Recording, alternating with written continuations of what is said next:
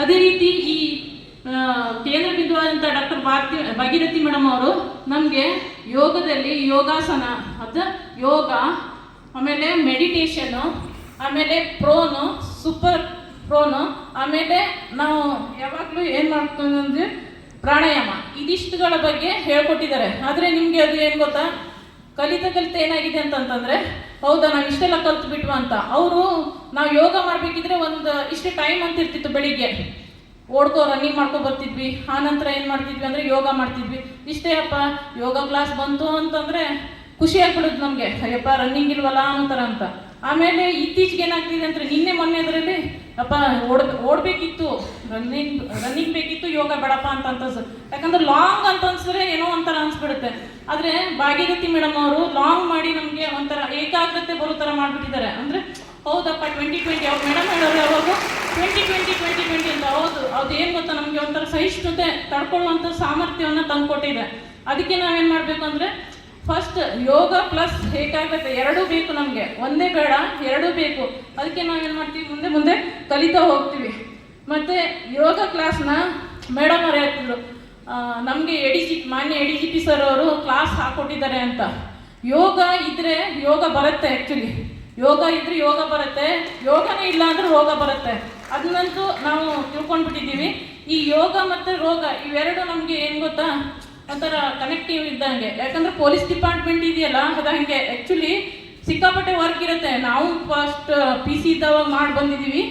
ಅವಾಗ ಏನಾಗುತ್ತೆ ಅಂತಂದರೆ ನಿಂತು ಇದೇನಪ್ಪ ಅಂತ ಅನ್ಸೋದು. ಆದರೆ ಯೋಗದಿಂದ ಏನಾಗುತ್ತೆ ಅಂದರೆ ನಮಗೊಂದು ಸಾಮರ್ಥ್ಯ ಬರುತ್ತೆ, ಹೌದಪ್ಪ ತಡ್ಕೊಳ್ಬೇಕು ಅಂತ. ಸರ್ ಯಾವಾಗಲೂ ಹೇಳ್ತಿರ್ತಾರೆ 2 ಗಂಟೆ ತಗೊಂಡು ಹೋಗೋಣ.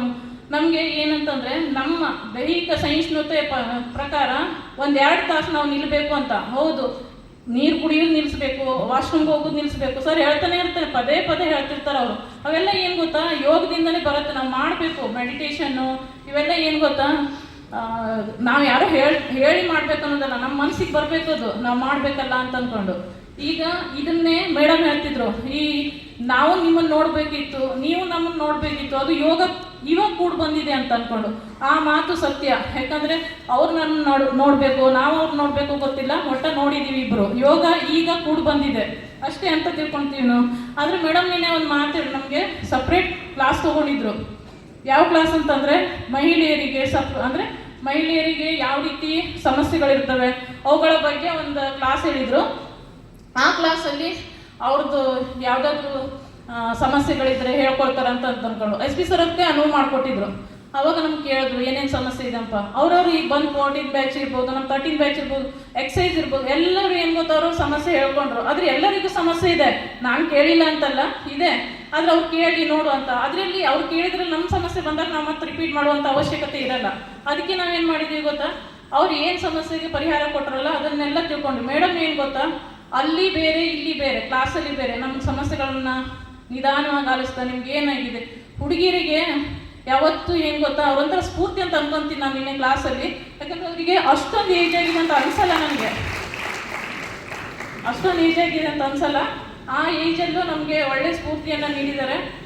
ನೀಡಿದ್ದಕ್ಕೆ ಏನು ಗೊತ್ತಾ, ಆ ಸ್ಫೂರ್ತಿಗೆ ನಾವು ಇನ್ನೂವರೆಗೆ ಅವರಿಗೆ ಆಭಾರವಾಗಿದ್ದೀವಿ.